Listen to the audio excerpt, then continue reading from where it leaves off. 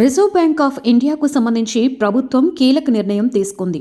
RBI కొత్త గవర్నర్గా 1990 IAS batch అధికారి సంజయ్ మల్హోత్రా నియమితులైనట్లుగా ప్రభుత్వం ప్రకటించింది. ప్రస్తుతం సంజయ్ మల్హోత్రా ఆర్థిక మంత్రిత్వ శాఖలో కార్యదర్శి పదవిని నిర్వహిస్తున్నారు.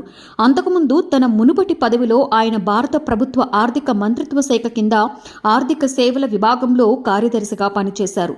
దీంతో పాటుగా ఆయనకు రాష్ట్ర కేంద్ర ప్రభుత్వాలలో ఆర్థిక పన్నుల రంగంలో కూడా మంచి అనుభవం ఉంది.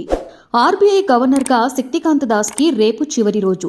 ఆ తర్వాత బుధవారం నుండి కొత్త ఆర్బీఐ 26వ గవర్నర్గా సంజయ్ బాధ్యతలు స్వీకరించనున్నారు. సంజయ్ మల్హోత్రా 3 ఏళ్ల పాటు నియమితులయ్యారు. మల్హోత్రా నియామకానికి కేబినెట్ ఆమోదాన్ని తెలియజేసింది.